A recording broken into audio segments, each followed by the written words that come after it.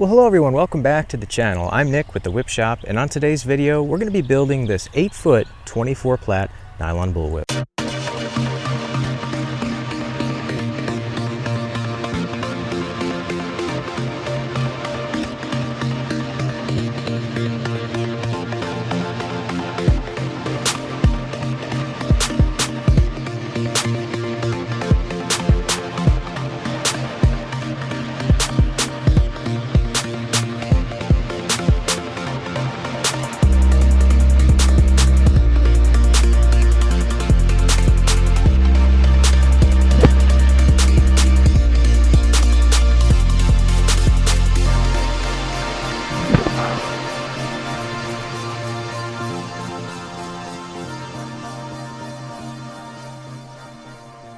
So last year I uploaded a video where I made a 6-foot 24 plat bullwhip using the Whipmaker's cord. At the time that I filmed that video, I was learning about Whipmaker's cord right along with you guys. I knew about as much about it as you did. So it was a very experimental material.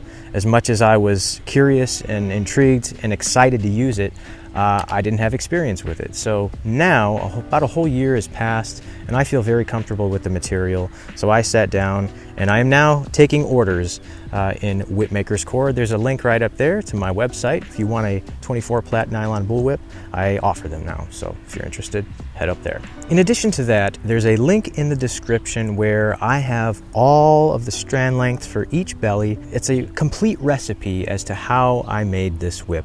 So this video won't show everything because I didn't want it to be 5 hours long or however long it may have run. But there is a link, and you can see a recipe of where I drop the strands, all the bellies, as well as the overlay and how long the strands are. It'll take you to my Patreon page. I've made that post free for everyone. So check out that link in the description. The last thing I'll mention before we get to this build is that some of you have expressed interest in what camera gear I use and how I film my intro videos. So the intro video that you saw a couple minutes ago, if you want to learn how I filmed and edited that, there's a link up there. It'll take you to my second YouTube channel, and I run through kind of the whole process of how I shoot and how I edit, so you can take a look at that. Without further ado, let's get to this build. Sit back, relax, hope you enjoy. I'm using a 10-inch piece of 1/4 inch steel rod for the handle, inserted 1.5 inches into our sinker cord. The BB portion extends 12 inches. Next, I'm wrapping the handle with some hockey tape, a standard procedure on all of my whips nowadays. And the first belly is being platted, a 10 plat. Once I arrive at the transition, I am transitioning into the single strand diamond for extra strength. First belly's done and bound, it's time for the second. Once again, the details on the instructions of the internals of the whip are in the description. Next belly, same procedure with the diamond platting. Now that that's done, it's time to head to the park.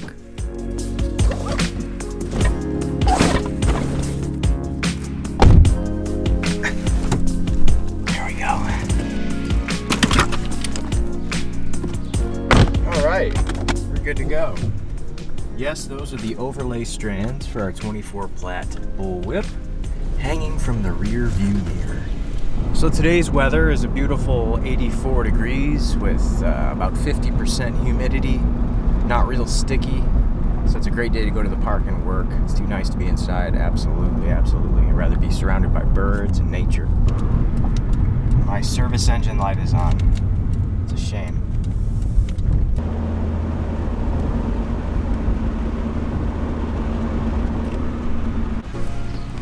Definitely pushing the limits of this little cart here, guys.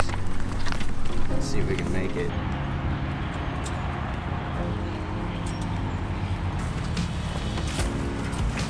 I always wanted to work on a whip on the top of this hill. Beautiful view. Cart made it. Let's get to work. I want to talk a little bit about the importance of making sure that the final belly, final layer before the overlay is nice and smooth. So Whipmaker's cord is a lot thinner than 550 or 650 parachute cord. And as a result of that fact, you will find that any lumps or bumps will be a lot more visible, because when you go to roll the whip, it's a thinner covering. So anything is going to be a lot more pronounced that's not flat. So do your very best to make sure that the taper is nice and smooth, all your dropped strands are cut and melted and pressed into the belly. Just try to get everything as nice and smooth as you can. So what I've done with this whip is I have everything bound, and the way that I made this whip thus far is I used the methods seen in my current Nylon Bullwhip making method video that I released several weeks ago. So if you guys have any questions about the details of this, please refer to that video and get familiar with it before you attempt this. All of the strand lengths for this whip thus far are also in the description, in addition to where I dropped those strands. I don't want you guys to get into the habit though of seeing a video that I make and seeing a mention of where I drop a strand and think that's exactly where it's dropped every time. That's not the fact. Depending on how much binding you use, it might be several inches before or several inches after I mentioned when I drop my strands. So here is the overlay. What a mess.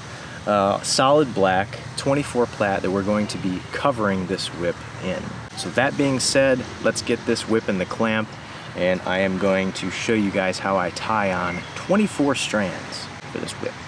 All right, so I have 6 strands right here. It doesn't matter which 6 of the 12 strands you grab. I just have 6. I didn't even pay attention to what lengths these are. Now you notice the whip is in the clamp here, and normally I would start up here tying on these strands, but I'm not going to do that. There are just so many little strands to work with, especially this being Whipmaker's cord. It gets tangled so easily. I highly recommend just going ahead and tying it on down here so you don't have to worry about the clamp being in your way. So I found the middles, the exact middles of these strands. Once again, these strands are in the description, the lengths for them. So the middles are indicated by the knots. I'm going to fold right side over the left side. Nothing is different. It's just more strands than you're used to probably. Just like that. So here are the remaining 6 strands, and because I have the middles marked on these as well, I don't have to worry about where they are. The knots that indicate the middles will stop us and tell us where the middles are. So that being said, here are my 6 remaining strands. Once again, it does not matter which strands. And I'm going to open up an eye just like I've done for all of the other whips on this channel. I'm going to slip all 6 of those remaining strands through that eye, and then I'm going to close the eye. Just like that. Now, what I can do is make sure that all the middles are behind the first set of strands. Now I'm going to pull each one of these until the knot stops me. And this is nothing new. There's the first knot. I'm going to do this with all 6 strands. Alright, so we have all of the strands in place as far as where the middles are. As you can see here, all of them are there. Now, I'm going to let you guys know right now that the start of a 24 plat whip is not an easy one, and it's not going to be neat always. It might be very messy, actually, to be quite honest with you. But that's okay, because you have to remember that the first inch is going to be cut off, and the second inch is going to be covered up by a heel knot. So it's okay if it starts off looking a little bit lopsided. There's a couple strands that are passing over other strands that shouldn't be passing over those strands. It's okay. Don't stress it, all right? So let's go ahead and get into it. We're going to be plaiting this whip with a 2-strand diamond pattern. So in other words, it's going to be as if we are doing a 12 plat, even though we're doing 24, because we're going to be grabbing 2 strands at the same time. Alright, so let's get started here. If I can get my microphone to sit still. So we're going to establish the diamond plait pattern that we're going for. Once I have it established and I've done a few passes, I'm going to slide it up to where it's supposed to be, obviously the top of the handle. But the reason I'm doing it For one, it's easier with the camera set up, and two, it's just it's easier overall. So you can do it any way you like. I like to do it, start it right here at the transition, just so it's easier to mess with. So let's get started here. The strands on the surface points to the upper right. You're going to grab 2 strands at the same time around the back. We're going to go under 2, over 2, under 2, over 2, under 2, and over 2. It is a handful, guys. I know it is. It still is a handful for me. 24 strands is not a simple project. But don't get all on yourself about it. You know what I'm saying? Don't be discouraged. And it looks real messy. If I turn it to the side here, it's a disaster. You see these 2 strands on top of each other. This one should be here, but I'm not overly concerned about that. Because as you saw in my most recent current nylon bullwhip making method, the top here goes beyond the handle and gets cut off in the end. And as I just mentioned, the first inch is underneath a knot, so it doesn't matter. It gets easier as you establish that diamond pattern. So next, starting at the upper left, grabbing 2 strands at the same time around the back. Now we're carrying out those actions on the right side. Under 2, over 2, under 2, over 2, under 2, and over 2. Just like that. Also must stress the importance of making sure that you take the time to untangle all those strands. Whipmaker's cord is a beautiful material to plait, and it works great, but it is very unforgiving with knots. If you just keep plaiting and forget, you will be sitting there for 2 hours untangling. It's happened to me many times, so avoid that. And that's all the sequence is. It's you can, of course, do a single diamond plait if you wanted to. It's extremely time consuming. Under 1 over 1, under 1 over 1, so on, 12 times. But I'm choosing to do 2 because I think it looks a little better and it's quicker. So now we're carrying it out on the left side again. Under 2, over 2, under 2, over 2, under these 2, under 2, over 2. And right now, if I were a beginner whipmaker, I would see this and I would be going crazy. I would not be able to rest, not be able to sleep until I had this beginning looking perfect. But it's important to understand that it doesn't have to be perfect, because this part will not be integrated into the final product. Now grabbing the strands from the upper left, 2 strands together again, under 2, over 2, under 2, over these 2, under 2, over 2. And I'm not tightening anything yet because, like I said, we're going to have to slide this to the top here once we have more of this pattern established. So see, yeah, we got a couple strands on top of other strands where we don't want them to be, but that's okay. I'm just kind of moving them around here. Nothing permanent yet. This little one here is slipping under there. I got to move it around a little bit. There we go. Just cinch it up just a tad there. And just pulling stuff around, pushing it to the back a little bit like that. Getting it close but not perfect. And now from the upper right, 2 strands again. And this is what the whole handle is going to be like. Under 2, over 2, under 2, over, and so on. So grabbing these strands around the back. Under 2, over 2, under 2, over 2, under 2, over those last 2. There we go. It's going to neaten things around the back a little bit.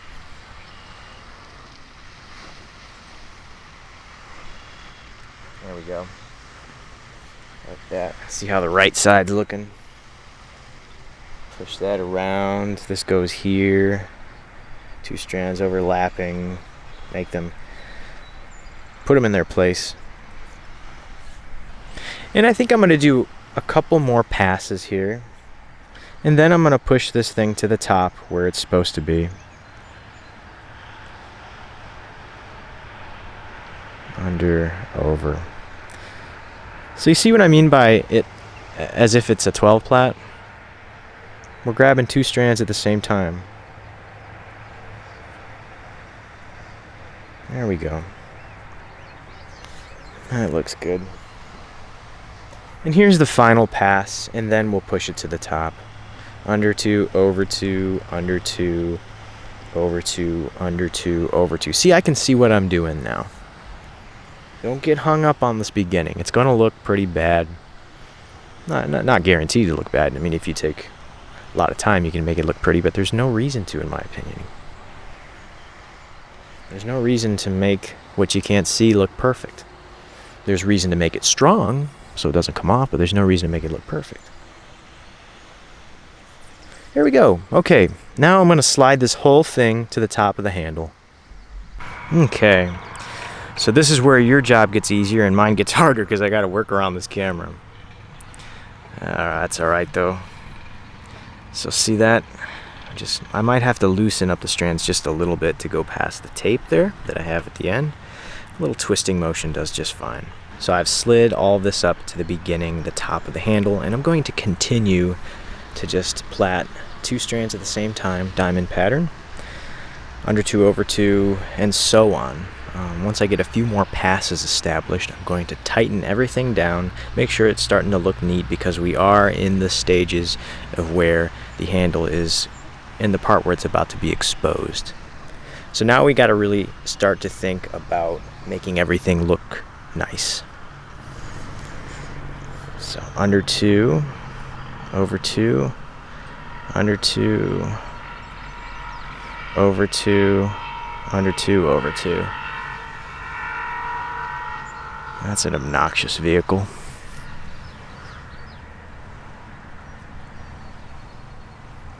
The only problem with this park is it's right next to a state highway.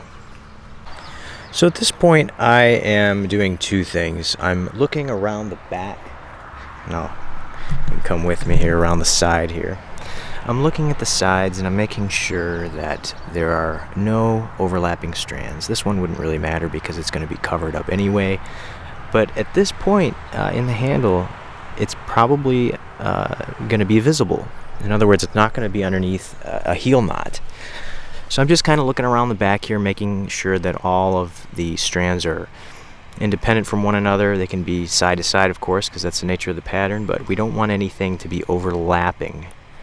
So I'm just kind of keeping an eye on that. In addition to that, I am starting to pull my strands tightly.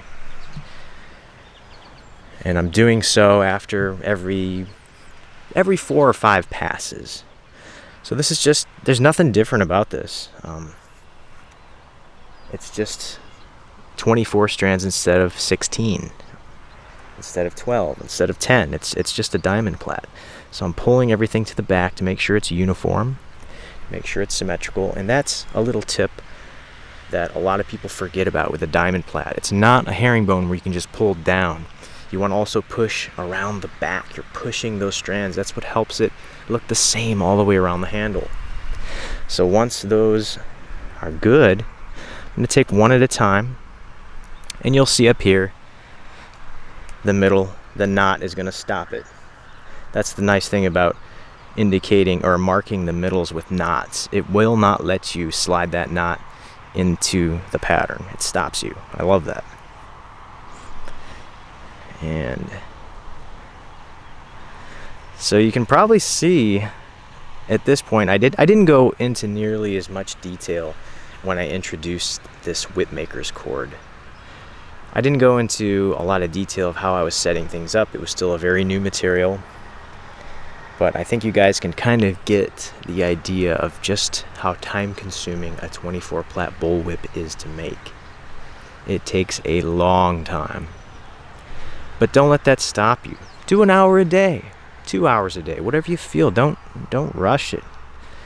You know, make it a project. Make it a week-long deal, maybe even a month, whenever you have time. So that looks nice.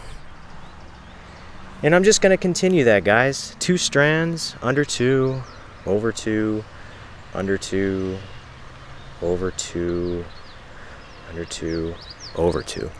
And at this point in time, everything is organized now. Because I didn't stress about the way it looked at the top, still looks like garbage up here, but looking down here now, it looks good. And I'm happy with that. And it's really easy to distinguish where the strands are supposed to go now. So just power your way through that beginning, and it's going to get a lot easier. You'll find that this stuff is a joy to work with. Only if, however, you always untangle. See, I'm about to untangle this right now. Because if I keep going, it's going to take its revenge on me. So I'm going to undo that now, and we'll keep going.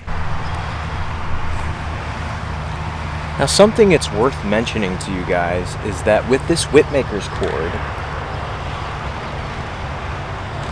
you'll find you don't have to pull as tightly to get the same results as if you would with 550 or 650 parachute cord. And the reason for that is this stuff is thinner. There's less surface area. There's less contact where it is rubbing against the parachute cord, the Whipmaker's cord next to it.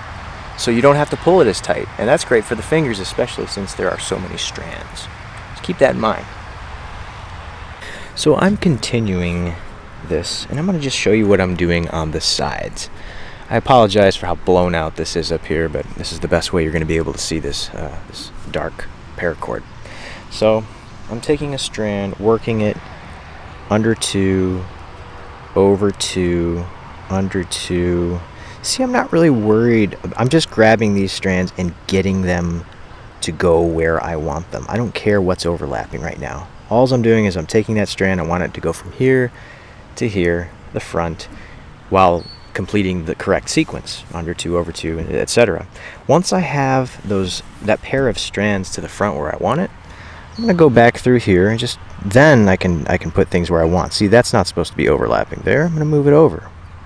As a matter of fact, the pair of strands we just took through the sequence, they're not even in order. I have to take this hat off so I can see what I'm doing. See that?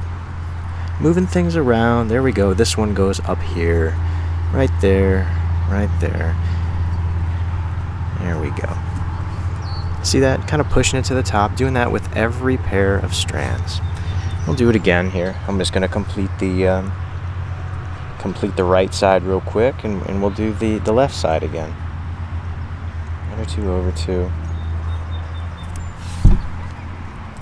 But you'll find that this Whipmaker's cord requires a more delicate touch. You don't need the brute strength that you need pulling strands on, say, a 20 Plait 3 belly 550 parachute cord bullwhip. You don't need to do that with this stuff. It's great. I love it. And now here we go. We're ready to go on the left side again, taking 2 strands from the right, around the back, under 2, over 2, under 2, over 2, under 2, over 2. See, I don't care what's overlapping. I'm just getting the pair from the back to the front. There we have it. So as you can see already, this one's... Some girls are being attacked by some wasps or something over there. That's what you heard just now. So pulling these around the back. This one goes over here. This one right underneath it. Making sure nothing's on top of one another. Just like that. And now I can go through and pull each strand. Oops, wrong one. Just like that. Another one there, another one there. And that's it, guys. That is what I'm going to be doing this entire handle. At the transition, my client requested no transition knot. So in this video, I'm going to be showing you how I go from a diamond plait to a herringbone in a perfect 360-degree even transition. Real quick, I want to show you how I'm untangling these strands very frequently. I grab all of the strands. Let's see if I can put that in the view. There we go. I grab all of the strands from one side, and one at a time I pull that strand through my hand. And sometimes you can do 2 at a time. And free them all so that they're not tangled. And need to remember to do this. It will greatly reduce headache of knots and stuff. This Whipmaker's cord tangles like you would not believe. It's the one downside of the Whipmaker's cord, is it tangles very easily. That's to be understood because it's so much smaller. And grab the tail here of the whip itself, pull that through, and I'm going to repeat the same thing that I just showed you on the right side. Just grabbing the strand one at a time. I know I'm probably not in focus, but I think you get the idea. Pulling all those through one at a time to free them from one another. Alright, so I have been plaiting this 24 strand overlay and the 2 strand diamond plait, and it's finished now. The handle's done. I'm happy with it. I hope you're happy with yours as well.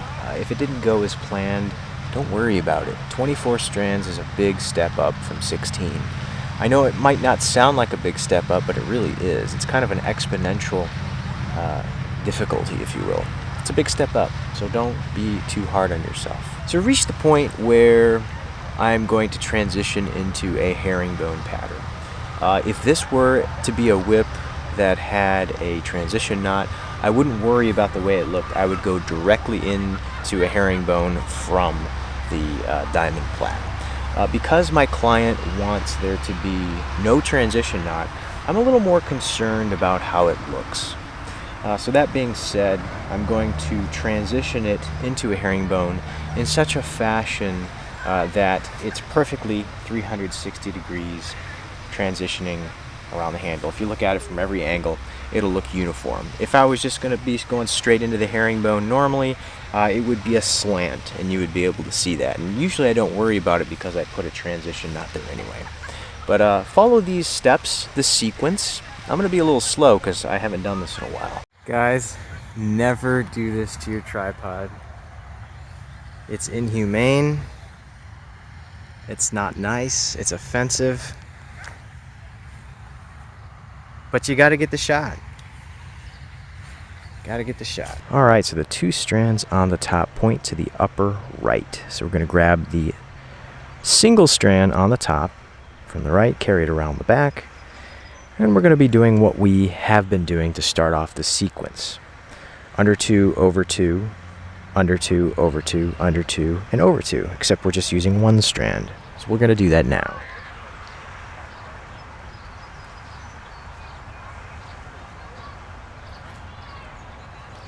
And also I have the sequence on screen for you guys to make it easier. So there's the first one. And after every single plait, every time I plait a single strand, I'm going back and I'm fixing things like I showed you on the handle. I'm just pushing things around, making sure there's no unwanted overlapping or twisting going on. Next, we're going to be, the flies are biting me. Next, we're going to be moving over to the right side. I'm going to grab the single strand from the upper left. It's right here, around the back. And now the sequence is going to start changing. We're going to go over 1, under 2, over 2, under 2, over 2, under 2, over 1. So I'm going to do that now.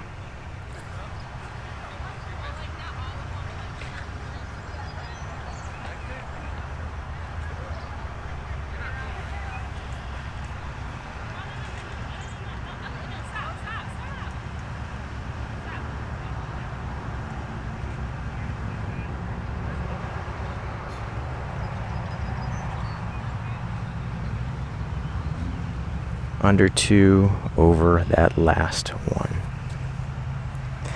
And now back to the left side, grabbing a strand from the upper right.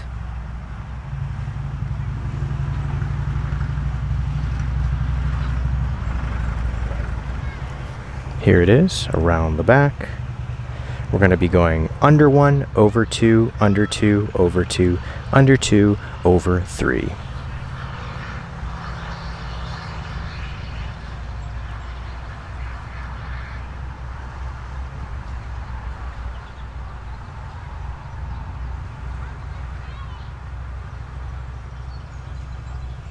And over those last 3 strands. Going back, making sure everything is straight, even, and untwisted. This guy's making me angry. Get out of here. Sound like Winnebago man. Get out of here, you flies.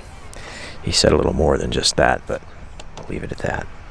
And back to the right side, grabbing a strand from the upper left, around the back, and now we're going to be going under 2, over 2, under 2, over 2, under 1, over 3.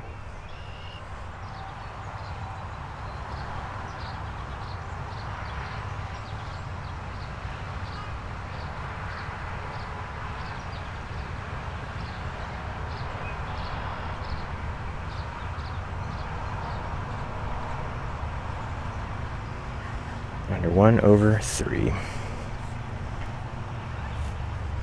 Very good. And now back to the left side, grabbing a strand from the upper right, around the back. We're going to be going under 2, over 2, under 2, over 6.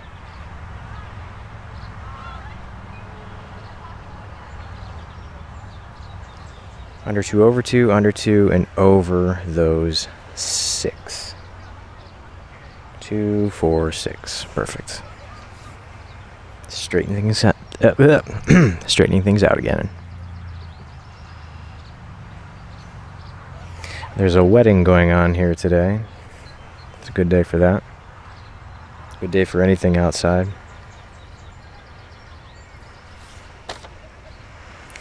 And now we're going back over to the right side again, grabbing a strand from the upper left, the top left strand, around the back. We're going to be going over 1, under 2, over 2, under 2, over 5.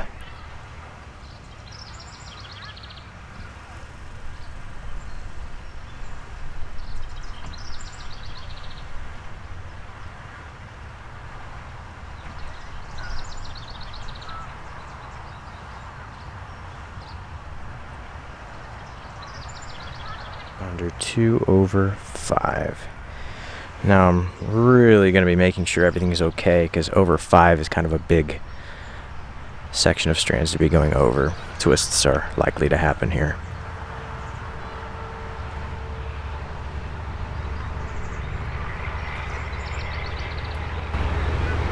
I know it's hard for you. I know it's hard for you guys to see exactly what I'm doing, but I'm just doing what I've been doing on the handle.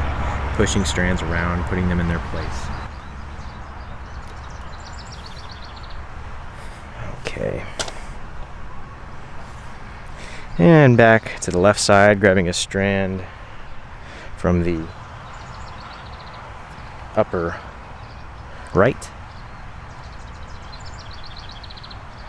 around the back. We're going to be going under 1, over 2, under 2, over 7.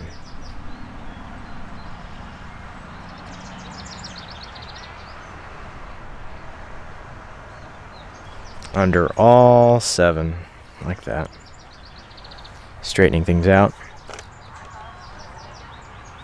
I hear a beautiful song of a house wren in one of the nearby trees.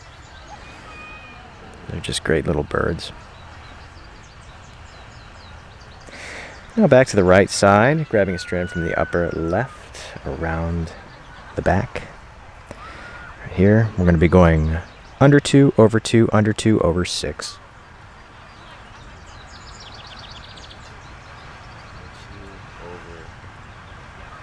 Over 6, like that.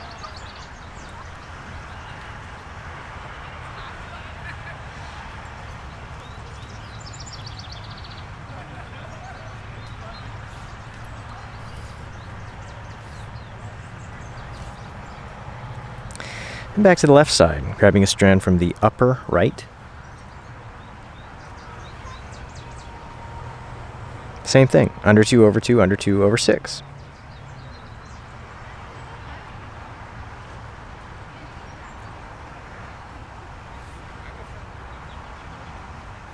I'm not worrying about tightening any of this yet until it's finished.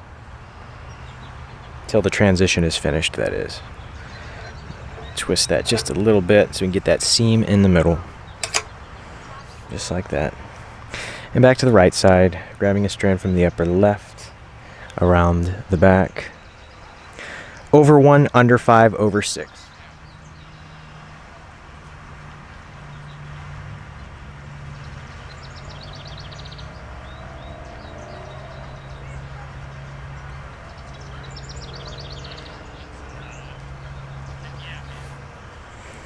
There we go.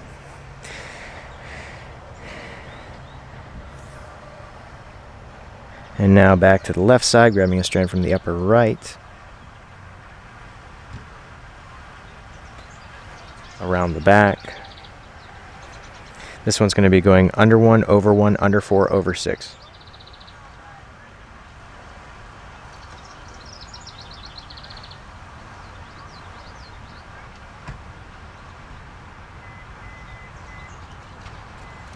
Two, 4, 6. Sometimes when the strands are so small and close to one another, it's hard to count them. Got to do it in pairs, 2, 4, 6, and so on. And now we're back to the right side, under 6, over 6, and this is it. Under 6, let's see, 2, 4, 5, 6, right there. And we've made it. We've made it through that transition. Now I can tighten things up.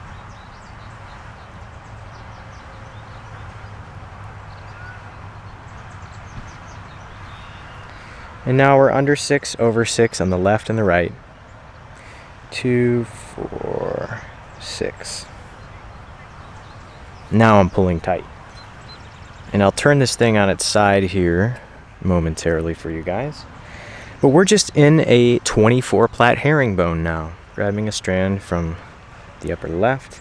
And because I'm still near that transition, every time I plait a strand, this is something I've just gotten to the habit of doing over the past few years, I grab that strand that I'm plaiting. So this one's going to be carrying out its action on the right side, but points to the upper left, grab it. Before I go around the back, I push it with my thumb down and up a little bit so that that strand is touching the strand above it. Eliminates the chances of gaps forming. And there's a video coming out pretty soon on the anatomy and kind of the physics and the nitty-gritty, if you will, of plaiting. How I do it, how I move my hands, what have you.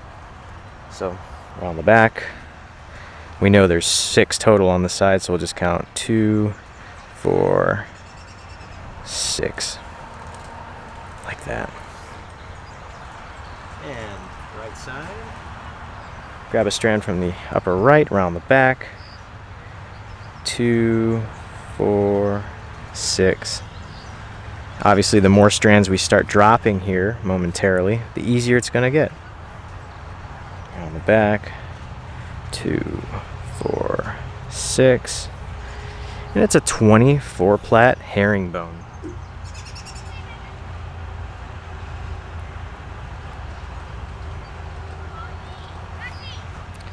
Under 6, over 6. That's it, guys. 2, 4, 6. If you've gotten this far, you're doing a great job. If you've not gotten this far and things are difficult, don't stress about it. 2, 4, 6. If it's giving you trouble, just back up and keep going. Don't worry. If it's giving me trouble, I have to worry because this is in order. No, I'm just kidding. 2, 4, 6. Well, it is in order, but everything is okay so far. So I'm going to keep this going. I'm going to keep going. I'm going to keep plaiting this 24 plait herringbone pattern. And once things start to get a little crowded, I will be dropping the first strand. But I'm just going to keep this up, under 6, over 6. I just want to show you guys briefly how well this stuff lays out on the overlay. So we're still in an under 6, over 6, 24 plait herringbone. You can see 3, there's 6 strands. Just really locks into place.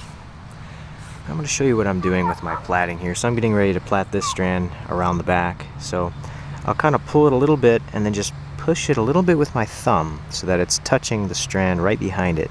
So it's one brief motion, there it is, little push, and then I'm reaching around with this index finger. And on the other side I'm going under 6 over 6. And there's a bunch of little things that I've just gotten used to as far as my form goes with plaiting.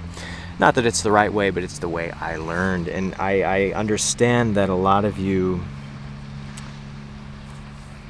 are still just learning how to plait in general. And I kind of breeze through some of these fundamentals just because I'm so used to it. It's easy to forget that so many other people out there, plaiting is completely new to them. So I'm going to do my best to explain this. All of the little tiny anchor points with my fingers that I do that I've not even noticed myself doing over the past years, just because I do it so much. But see that? There's a little push there, grabbing it with the other index finger and then holding it. Just stuff like that. And I'm going to talk about that in an upcoming video. Alright, so I have been plaiting along here. Everything is going well. I like the way this feels. And it's time to drop a strand. And this is going to be the first strand that I'm dropping. I'm not going to be showing you guys every drop strand because I do have in the description marked the exact points at which I drop them.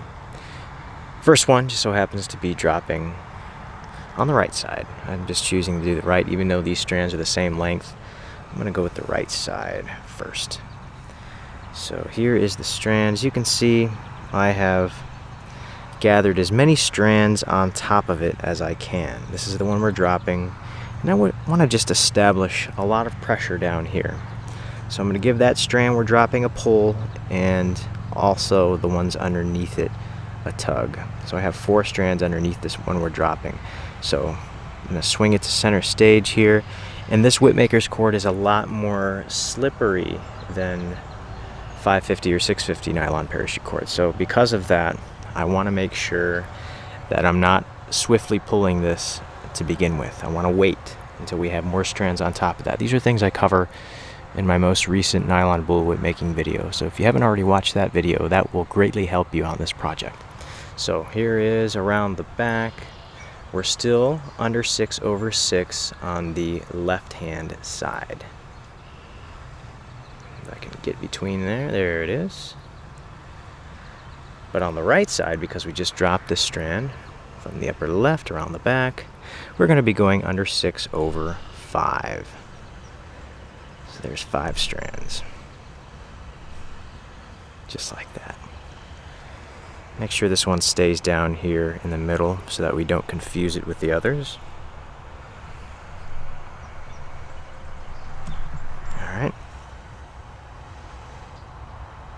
And now from the right side around the back, under 6 over 6 again. That's 4, 5, 6.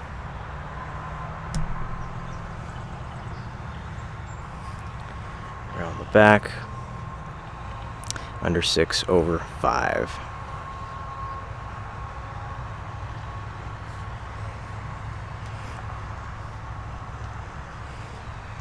Still not pulling it yet. I really want to wait it out. Because those strands that we're plaiting on top of that drop strand, this one here, by the time it's ready to be pulled into place, those strands on top are going to be making it maintain that angle instead of drooping down and making an ugly, noticeable dropped area. Under 6 over 5. And you'll be able to really start speeding things up once you begin dropping strands. So you'll be able to count a lot more easily. Under 6 over 6. That's 4, 5, 6. There's a lot of bluebirds here at this park. This is Coffee Creek Preserve here in Chesterton, Indiana. It's a beautiful place. Probably one of my new favorites. Under 6 over 5 again. Let's see, 4, 5. Here we go. And let's see where that drop strand is. I'm going to grab it and I'm going to ever so gently give it a pull. There it is right up there. So I'm going to stack a few more on it just because of the slippery nature of this Whipmaker's cord. And I'm in no rush. This is an 8-foot whip. If you're making a 24 plat 3-foot whip, you're going to be dropping all the time. But 8 feet is enough to where we can just take our sweet time. And give this a little tug again. There it is. And I'm going to pull the one right above the drop, right there. And that's all I want. I'm going to give this thing a little, make sure it's the right strand. You give it a little snip here. And I'm going to melt that and press it into the core, the belly beneath, that is. There's the little strand there. Give it a little melt. My lighter's falling apart in front of your eyes. Don't buy this lighter. It's trash. See if I can't get this back in here for the sake of the video. I don't think I have a spare either. Do I have a magnifying glass? Oh, jeez.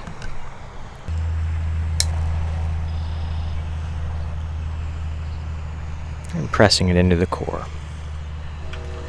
Now I can continue plaiting.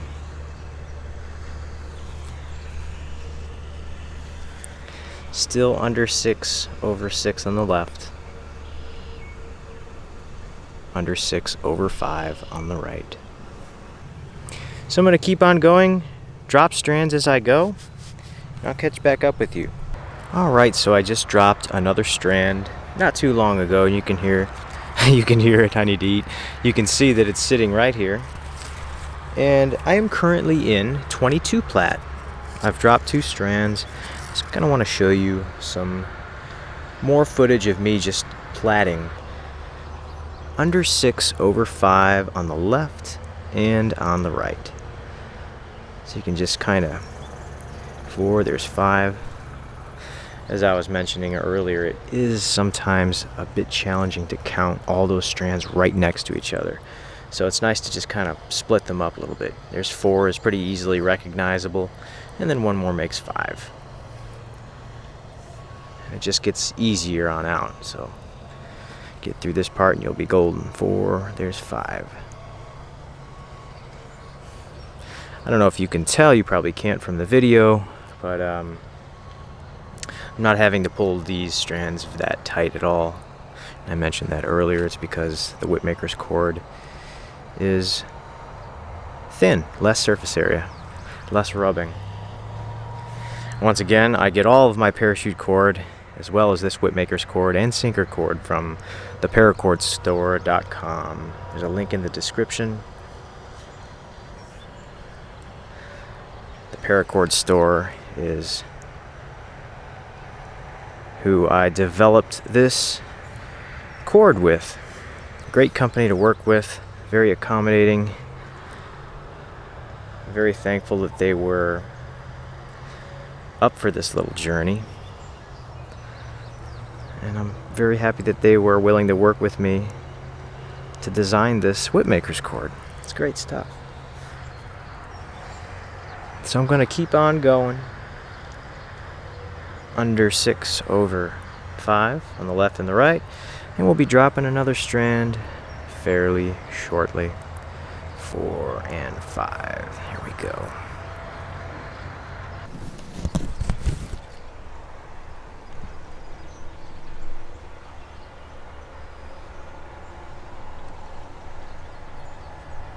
Alright, I am working my way down this whip, and I'm currently in 14 plat.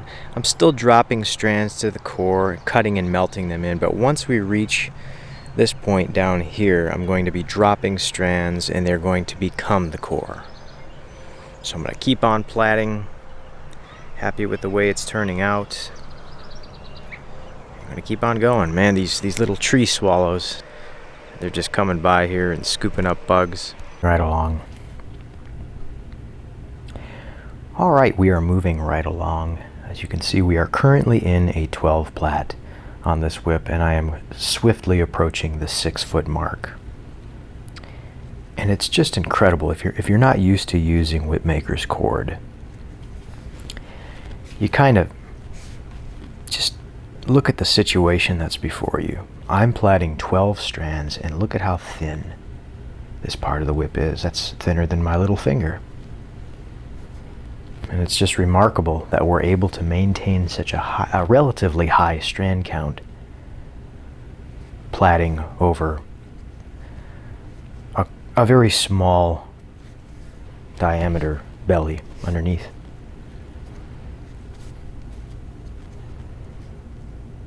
In Whipmaker's cord, it's very easy on the hands. One of the reasons is because, as I've mentioned multiple times already, you don't have to pull it as tight to get it to lock into place as you would 650 or 550 parachute cord. But we're just moving along, dropping strands as I go. I'm still just dropping strands and snipping and melting them.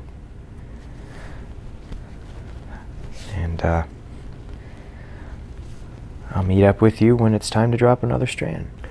Alright, we are working our way down the whip, and I'm about ready to drop a strand from the right side. And I know I'm not showing this entire process. I don't want to waste your time. The principles are exactly the same as in my current nylon bullwhip making method video. It's a 3-hour long video. If you haven't seen that, I urge you to watch it because it's going to help you immensely for this build. So we have a strand here on the right side, and I just want to show you kind of what it's like to be dropping strands once you reach a relatively lower strand count with the Whipmaker's cord. So we're currently in 12. Here's the one we're going to be dropping. I have established 2 strands on top of that one that we're going to be dropping right here. I'm going to give it a pull and give the 2 underneath it a pull, and then I'm going to swing it to the middle. Very gently to the middle. And I'm not pulling it yet. So now on the left side I'm under 3/3. On the left side under 3/3. And on the right side under 3/2 is what I'm going to be choosing to do right now. Oops. Just want to show you the way that this cord behaves when you start getting down to the final strands, the remaining strands. And we're going to be ending this whip in a 6-point fall hitch, something you might not be used to doing at all.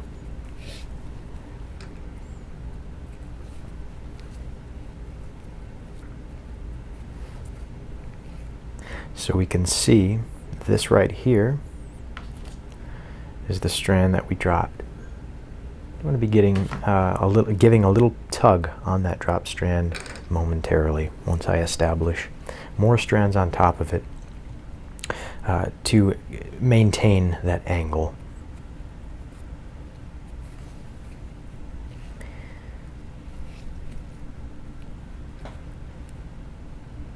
There we have it. Now I'm going to take this and I'm just going to pull it. And you'll see that strand tighten up, the dropped strand. A couple more strands on top of it and we will snip it and melt it and press it into the belly underneath. We'll do that now. So be ever so careful when you snip and melt Whipmaker's cord. Be very careful, because even if you just take that hot flame and just glance the other strands, there isn't a lot of nylon that makes up a single strand of Whipmaker's cord. So be very careful. If you touch the rest of the whip with the flame, it will damage it. So just really be careful when you do this. Make sure the flame is pointing away from the rest of the whip. Just do this. Blow it out and press it into the core. That's not going anywhere. And momentarily we're going to do the same thing that we just did, except on the left, and that will get us to the point where we are in an even 10 plait. And it's just incredible that You can plait so many strands over such a little diameter. Look at that. It's beautiful.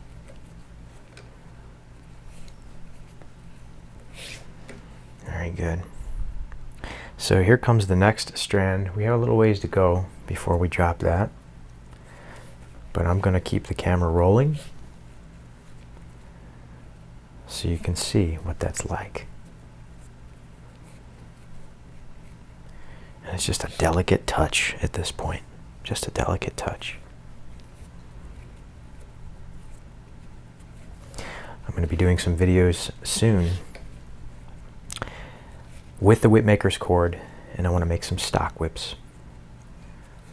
I'm going to make some stock whips, handles, fancy plaited handles, as well as high plait count thongs. I mean, if we're currently in 11 plait here, coming down to 10, I think we could make some 20 plait, at least some 20 plait thongs, using an Adam Winrich style build, having the internals the same as you normally saw him do, or normally are aware of the way that it's built, and just use Whipmaker's cord as the overlay. I think that's going to yield a very nice whip.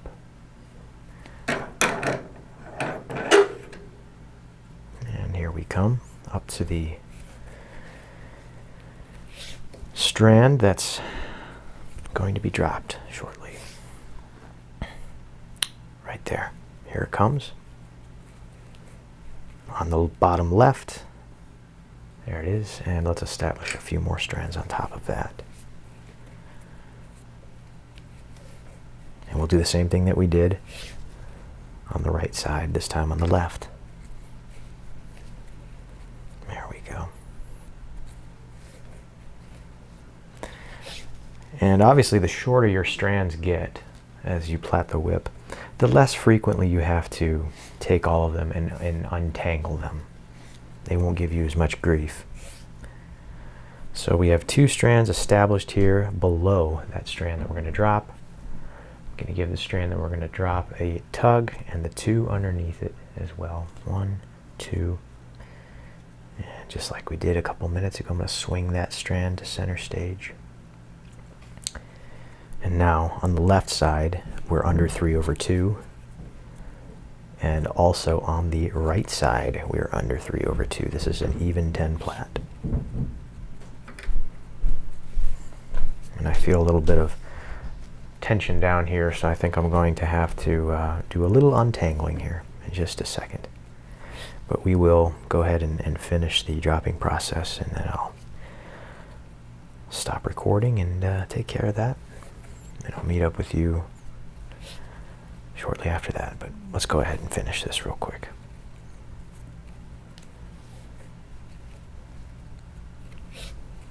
Let's see. There it is. There's the strand there. We're pulling it, and good. Let's get a couple more passes on top of that, and then we'll give it a snip and a melt. There we go. One more on top of it, and I will feel comfortable snipping it and melting it, pressing it into the core, the belly beneath. There we go. A little snip.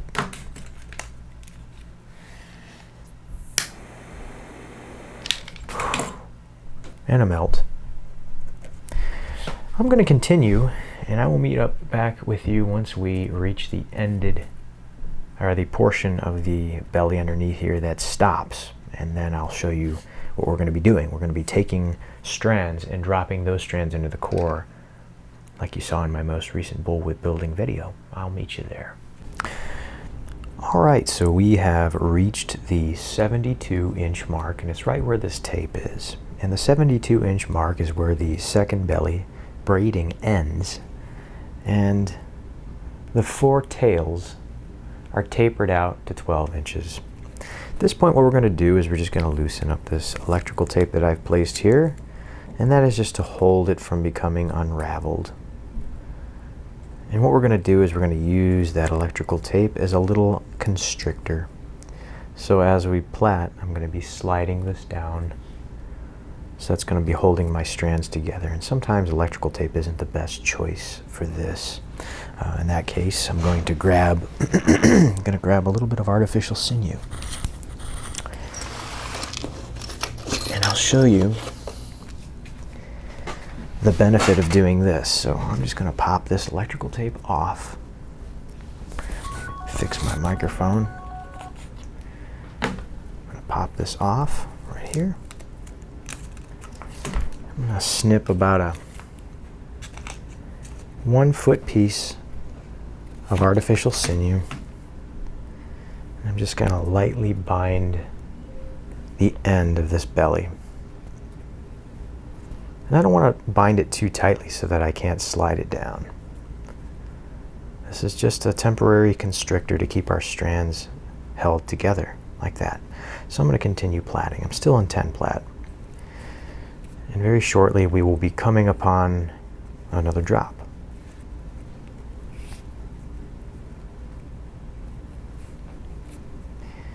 And just working our way down the whip.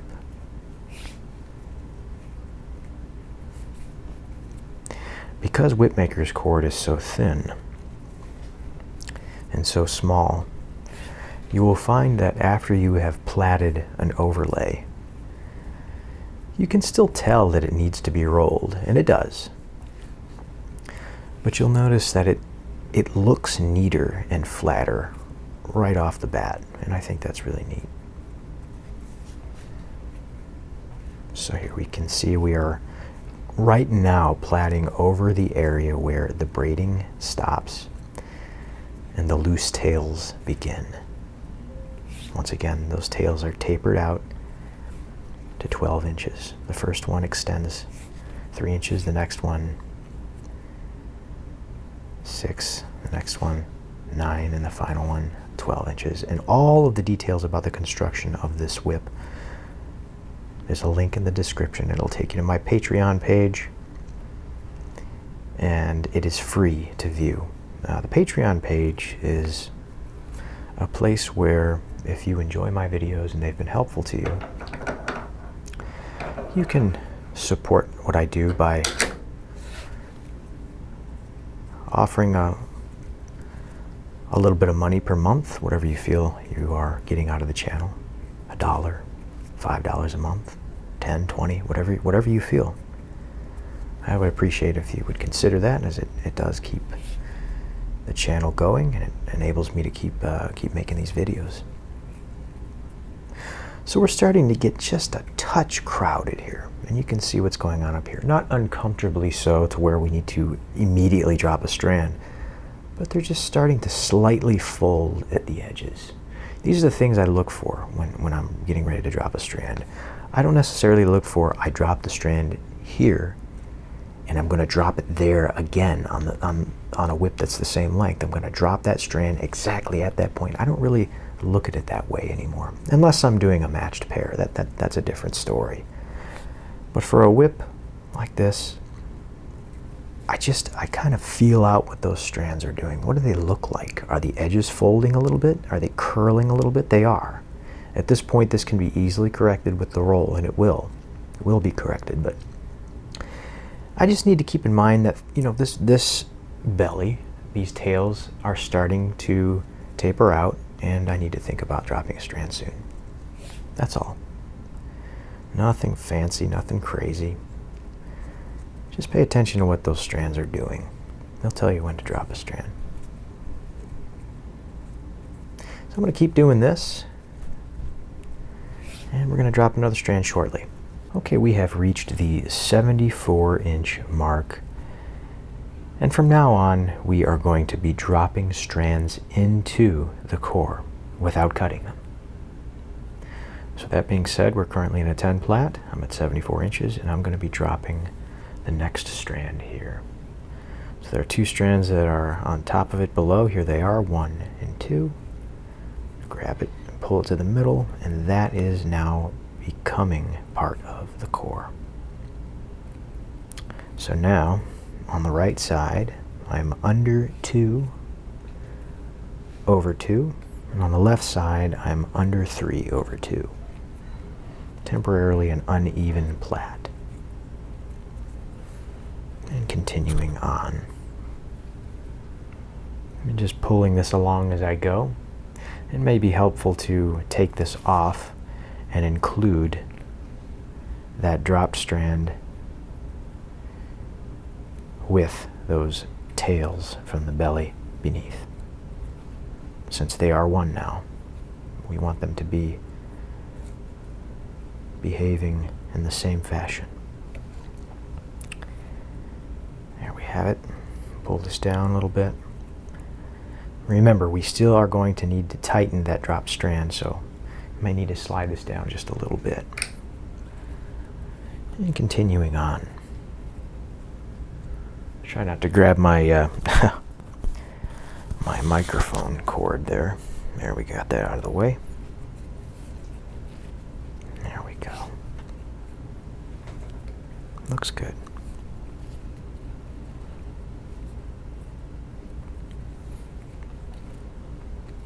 Moving right along. Okay, so I've been plaiting my way down. I have reached the point where I am in an uneven plait count. On the left side, I have 5 strands. On the right, I have 4. Also, if you look down here,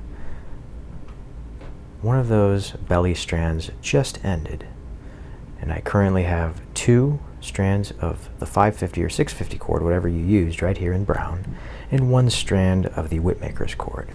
This indicates that as soon as that 3rd strand ended, we need to drop a strand from the left side. And let me find it real quick. We'll drop that into the core as well. And we will be keeping that strand in the core. So we'll have a total of 2 650 strands in the core and 2 Whipmaker's cord strands. And here it is, right there. So we need to bring it around in place, have it engaged and ready to go. So just temporarily, I'm still in an uneven plait. As soon as that strand comes around, we're going to drop that into the core as well.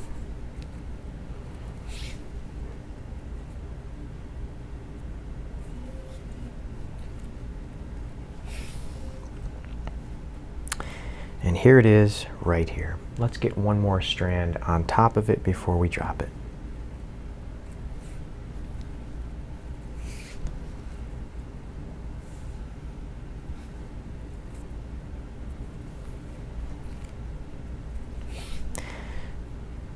And here's the strand we're going to be dropping. Give it a swift tug, and the other strands right underneath it, the 2, we'll pull those, swing that to center stage.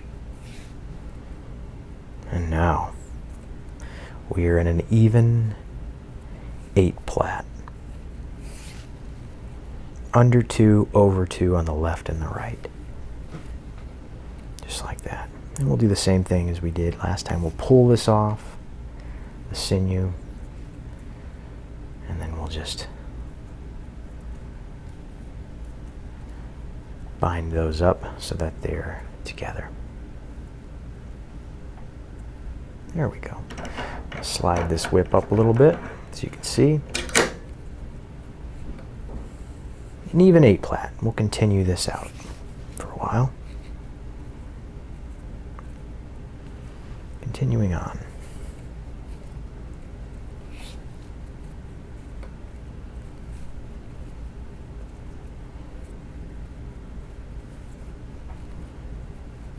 And once I feel like I have enough strands on top of that dropped strand to hold it in place, I'm going to be giving it a pull to set it. There it goes, right there. Very good. Continuing on, 8 plait, under 2, over 2. So as you can see, we still have 2 strands that make up the core, and this one's just about ready to end. So it's at this point where we are going to be dropping another strand into the core. We are currently in 8 plait. And as soon as we reach where this ends, what I'm going to do real quick here is I'm just going to melt that a little bit so I don't get the little tiny frays poking out through the plaiting. It's something that happens sometimes. So as soon as that last strand ends, I'm going to drop a strand into the core, and I'm going to be snipping a strand out from the core. So from here on out, I never want to have any more than 2 strands that make up the core.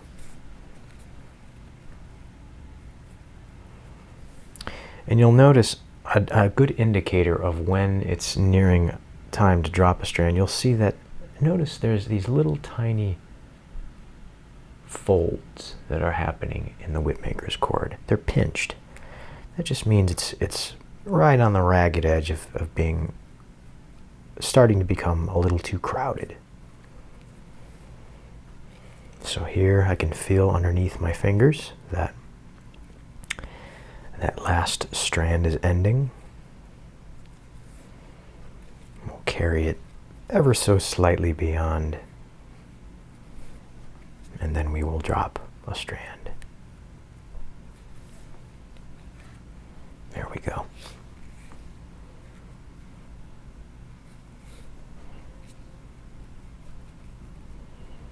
I'm just going to quickly examine the back, make sure everything looks even. And it does.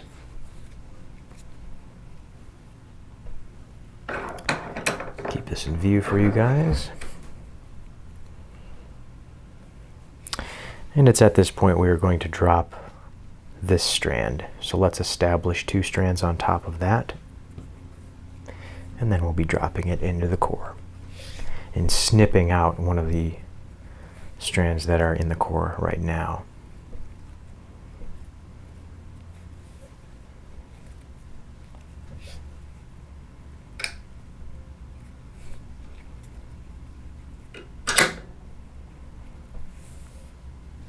So here it is,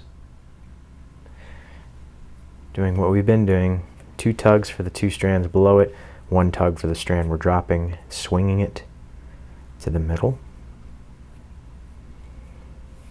And at the same time we're cutting one of these remaining 2 strands, preferably the shorter one. There we are. Just a quick little touch there with the lighter for the same reason I mentioned earlier. And now we are on the left side under 2 over 2, and on the right side under 2 over 1. There we go.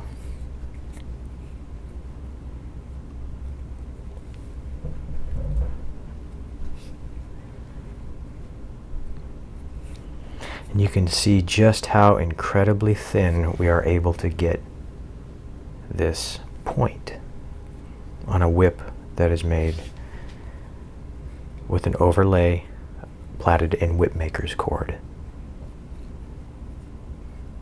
Alright, we have arrived at about the 88-inch mark, and it is time to drop the final strand of this whip. So you can see we have 4 on the left, 3 on the right.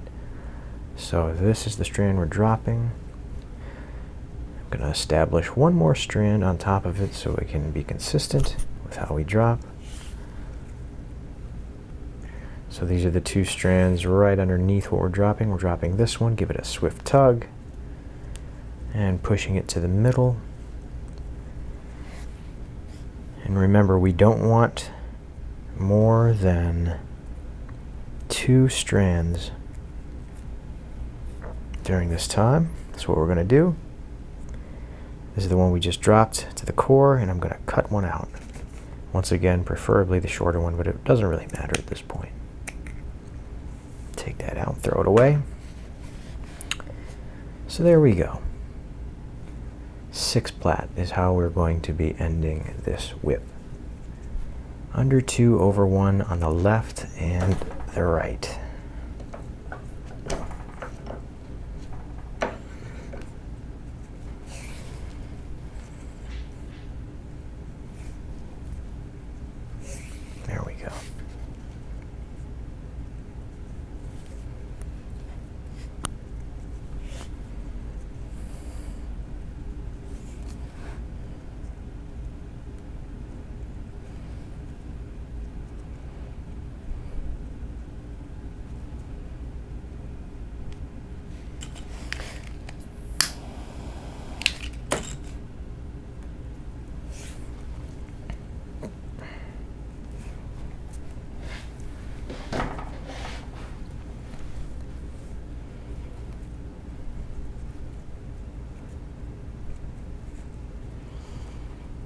under 2 over 1, left and right side.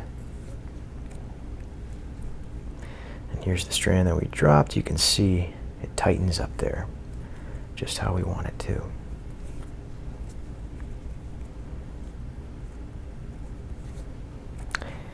And this is going to be how we finish this whip.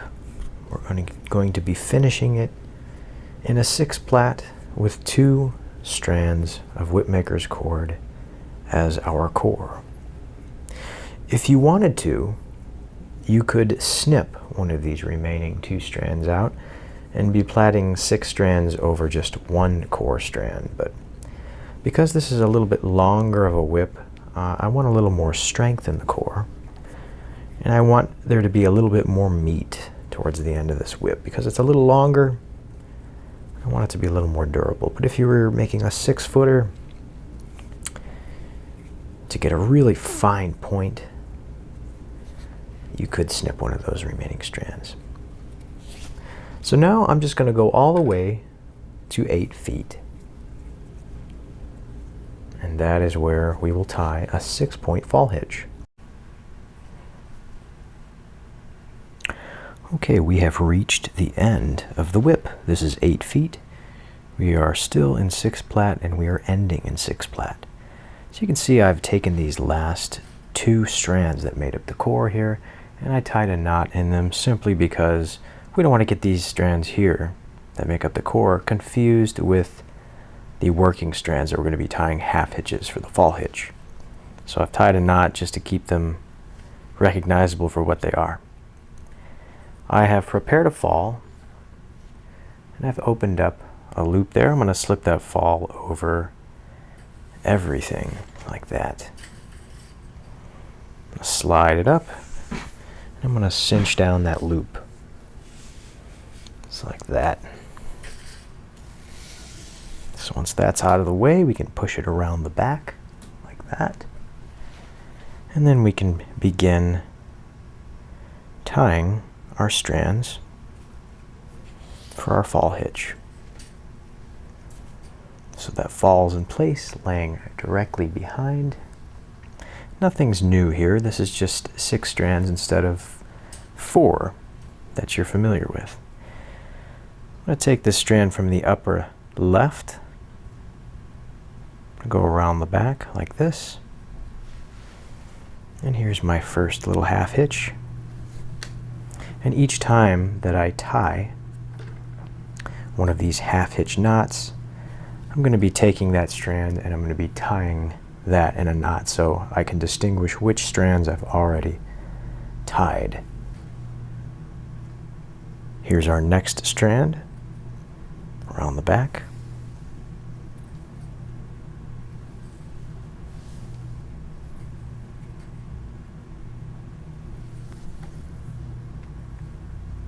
Very good. Tie a knot in that one. And just working our way down the line, finding strands that don't have knots tied in them.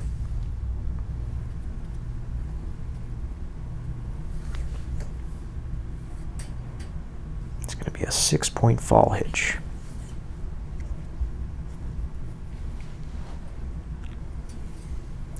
That one doesn't have a knot. That's 4 strands down. Once this one is tied, we only have 2 left.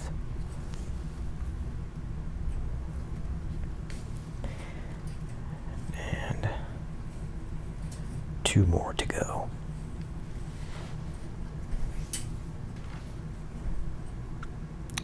There's the second to last one.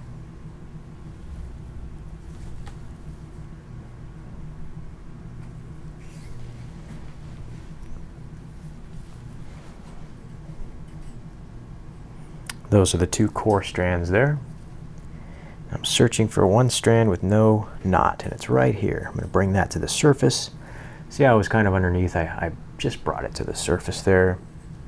And every time, make sure you go around everything like this. Here's the last one.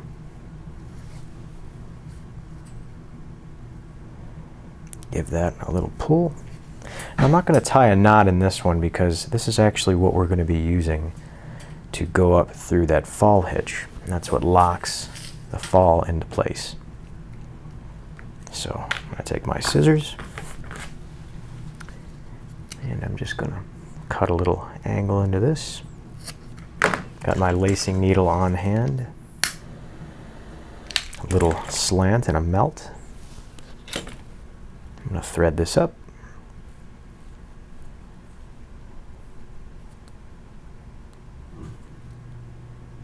Sometimes the Whipmaker's cord is so thin that there isn't a lot for that needle thread to grab onto. Anyways, this is the last strand that we just half hitched. It is the 6th strand. So I have it here. We just pulled that last one. I'm going to give it a little pull there.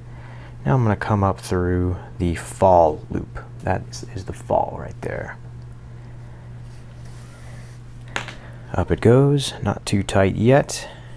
Now I can go down the line and tighten up one strand at a time. And I want to tighten up this one first and just go down the line in order. And I'm just gently tugging these strands to see, there it is. That's moving, that's the first one we did. Make sure this is actually in my vise like it's supposed to be.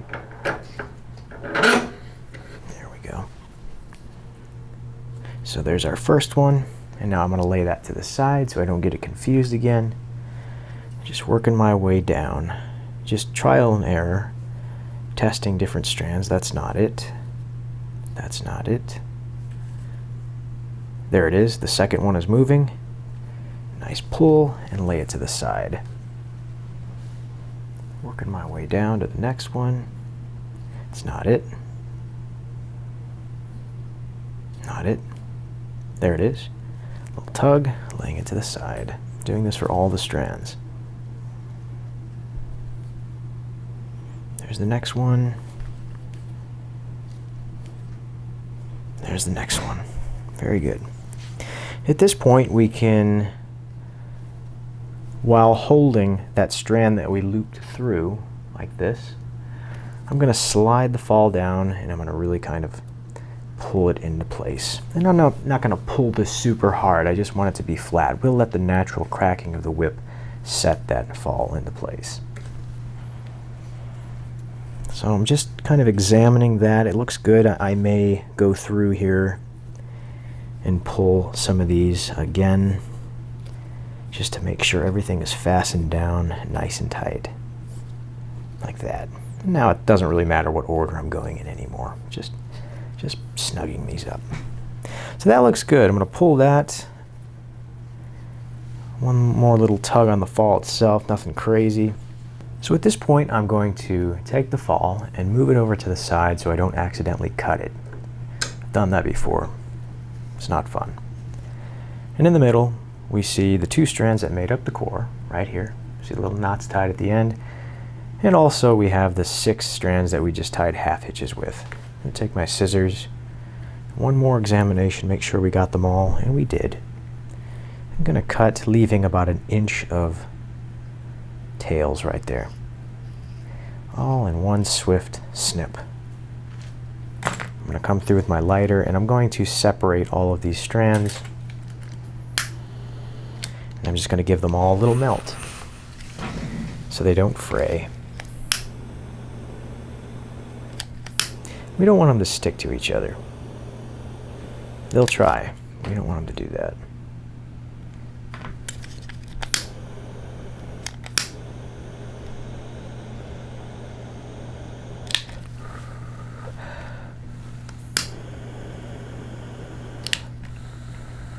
There we go.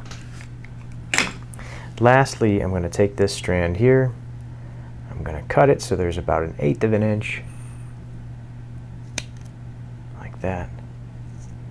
I'm going to do the same thing to that strand. Just peel it back with my finger like this and be very, very gentle. Make sure the flame is going away from the whip. We do not want to touch that whip with this flame. There we go. Now I'm going to stretch out this fall. Reveal the inside. give that outer or that inner sheath a snip. And I'm going to pull that fall back like that. Give the end a little snip and a melt.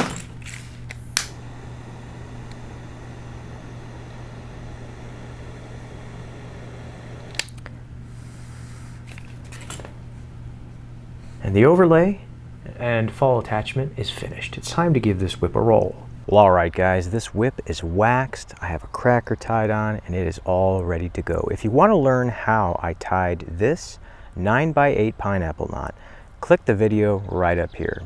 I tried to keep this video to a reasonable length. I'm trying to cut down on the times. I know my last video was 3 hours and I don't know if you guys really want to sit through a video that long. So with the interest of saving time, that is a separate video, so check it out. All right, let's give this thing a few test cracks.